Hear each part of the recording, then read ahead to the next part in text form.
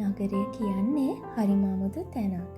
රත්තරම් පාටින් දිලිසෙන ගොඩනැගිලි ඇතුලේ කොච්චරනම් අඳුරු ජීවිත හැංගිලා තියෙනවද කියලා දන්නේ ඒ අඳුරට පිළිගුණු අහිංසක මිනිස්සු විතරයි.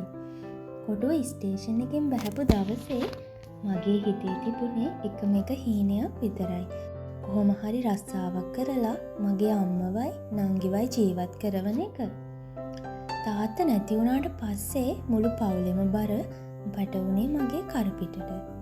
ඒ බර උස්සන්න ආපු ගමන මගේ මුළු ජීවිතයම විනාශ කරයි කියලා මම හීනකින්වත් හිතුවේ නැහැ. මම හංසි පුංචි ගමක හැදුණු අහිංසක කෙල්ලෙක්. තාත්තා නැති වෙලා මාස 3ක් යද්දිම අපිට ජීවත් වෙන්න තියෙන අමාරුකම හොඳටම දැනෙන්න ගත්තා.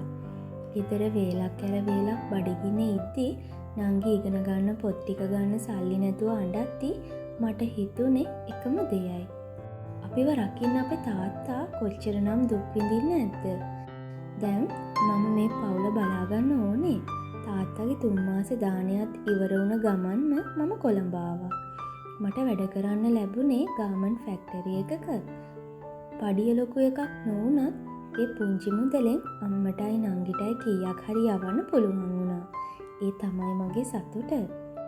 ඔය අතරේ තමයි මට අමිලව මුණ ගැහුනේ. එයා ඒ ෆැක්ටරි එකේම සුපර්වයිසර් කෙනෙක්. කොළඹ වගේ නගරයක තනියම හිටපු මට ඒ පුංචි ලෙන්ගතුකම් මගේ මුළු ජීවිතේම වගේ දැනුණා. කාලයත් එක්ක අපි තවත් ලං වුණා. හැබැයි අපේ සම්බන්ධය ගැන ෆැක්ටරිය පුරා කතා පැතිරෙන්න වැඩි කාලයක් ගියේ නැහැ. අමිලට සිද්ධ වුණා එයාගේ රස්සාවද නැත්නම් මාවද කියලා තෝරගන්න. අමිල තෝරගත්තේ මාව නෙමෙයි එයාගේ රස්සාව.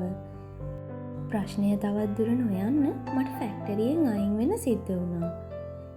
එකම දවසක මගේ ආදරෙත් නැති වුණා. රස්සාවත් නැති වුණා. ඊට පස්සේ තමයි ජීවිතයේ ඇත්තම සටන පටන් ගත්තේ. බෝඩිමේ කුලිය මාස 2කින් ගෙවලා නැහැ. අම්මයි නංගි ගමේ ඉඳගෙන මං ඉවන සල්ලි එනකම් බලාගෙන ඉන්නවා. මම හැමදාම උදේ ඉඳන් රෑ වෙනකම් රස්සාවක් හෙව්වා. ඒත් කවුරුවත් මට වැඩක් දුන්නේ නැහැ. වෙන කරන්නම දෙයක් නැති නිසායි මම මෙතන වැඩට ආවේ. හැමදාම මෙතන ඉන්න හිතාගෙන නෙවෙයි. ප්‍රශ්න ටික විසඳගත්ත ගමන් ඉක්මනට මෙතනින් යන්න හිතාගෙන. තව ටික දවසක් විතරයි. මම මාවම රවට්ට ගත්තා. ඒත් ඒ ටික දවස අද වෙනකන් ඉවර වුණේ නැහැ. දැන් මගේ ජීවිතේම අපායක හිර වෙලා.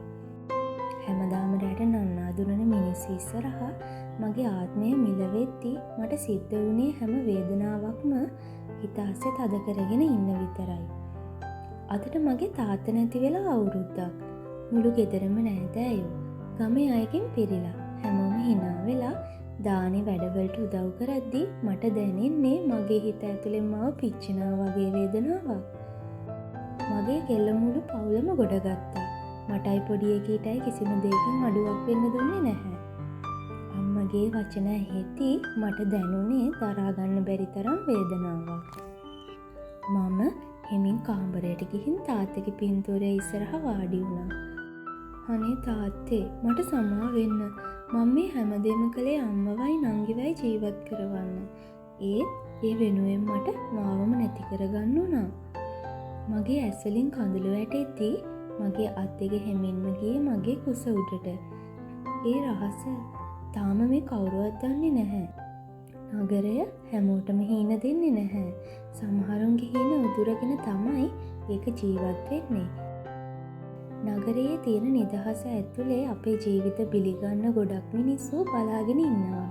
ඒ නිසා තමන්ගේ ප්‍රශ්න වලින් බේරෙන්න හිතලා නොදන්න තැන්වල ජීවිතය පරදුවට තියන්න කලින් 10 වාරයක් හිතලා බලන්න. ඔයාලගේ අදහස් පහලින් කමෙන්ට් කරන්න.